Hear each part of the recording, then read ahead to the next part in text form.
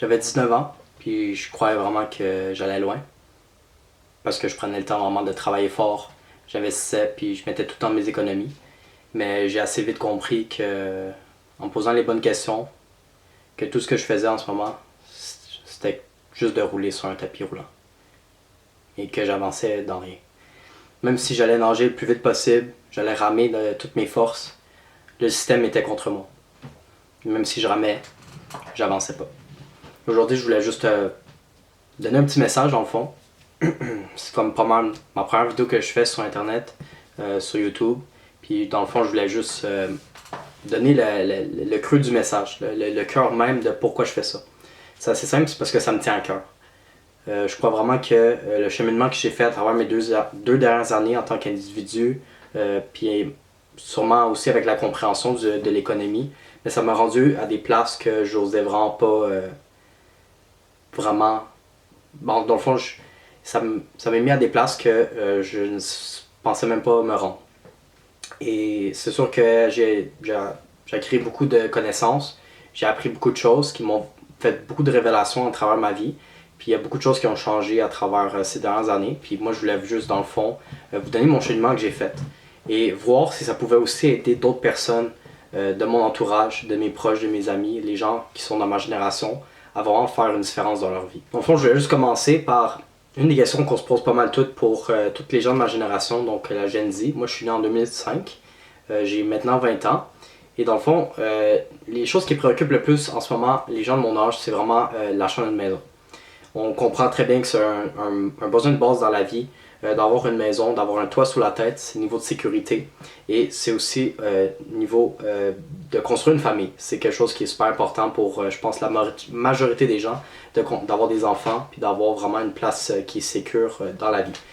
Donc, c'est sûr et certain que moi, je vais me poser les bonnes questions. C'est sûr que moi, j'ai juste 20 ans, je connais pas grand-chose sur le système financier, je prétends pas connaître toutes les choses de la vie. Mais moi, je suis juste là pour propager un message qu'il y a une façon de s'en sortir. Et c'est justement en comprenant comment fonctionnent les choses qu'on va être capable de faire des actions et des mouvements qui vont être réfléchis à travers tout ça. Donc dans le fond, je vais juste vous montrer quelques graphiques qui prouvent pourquoi les prix des maisons ont augmenté. Donc dans le fond, on peut voir qu'aux États-Unis, ça a augmenté de beaucoup. Maintenant, dans le temps, en 1985, il fallait 3,5 fois son salaire pour pouvoir s'acheter une maison. Et maintenant, on est plus rendu vers le 6 fois le salaire moyen pour s'acheter une maison moyenne. Donc, on voit que ça va prendre beaucoup plus d'années et d'efforts pour s'acheter une maison par rapport en 1985. Donc c'est sûr qu'il est certain que le contexte économique est différent, mais ça c'est juste dans le fond un graphique qui voulait juste représenter à quel point les prix des maisons ont augmenté. Deuxième graphique, c'est un graphique plus nécessairement au Canada. Dans le fond, ça parle des prix des maisons, donc on peut voir que ça a augmenté par rapport aux villes. C'est sûr qu'à Toronto et Vancouver, c'est là que ça a été le plus haut. Sinon, on peut regarder aussi du pourcentage qu'on paye par mois pour pouvoir avoir dans le fond une maison sur nos épaules. Donc en fond, on peut voir que ça a aussi augmenté. Donc en ce moment, on est au Canada autour du 45 à 50% de notre salaire qui va directement à juste avoir un abri, avoir une maison, avoir un appartement, un condo, peu importe. Donc on voit que par le temps, autour des années 2000, on était plus vers le 25%, donc ça l'a pas mal doublé. Et de ça, eh ben, on a pas mal les mêmes maisons. Donc c'est sûr que ça s'est modernisé avec le temps, on utilise pareil les mêmes matériaux. Donc il y a quelque chose à comprendre dans ça, il y a quelque chose à soulever qui est super important. Mais là, on parle souvent de prix à la hausse. Donc on parle de prix à la hausse des maisons, le coût de l'épicerie, de la nourriture, tout monte. Mais pourquoi ça monte? On parle souvent de l'inflation dans tous les cas. On dit ah c'est la faute de l'inflation, c'est l'inflation. Mais c'est quoi nécessairement l'inflation? Ça c'est quelque chose que je veux que les gens comprennent, c'est que moi je me suis juste posé les bonnes questions. Je ne suis pas un génie, j'ai pas un QI de 200. Moi j'ai juste posé des bonnes questions qui font du sens dans tout ça. Donc c'est quoi l'inflation? Ben, j'ai recherché sur internet et l'inflation dans le fond c'est une hausse générale et durable des prix des biens et des services, ce qui correspond à une baisse du pouvoir d'achat de la monnaie. Là, bon, il explique dans le fond qu'avec une même somme d'argent, on peut acheter moins de choses qu'auparavant.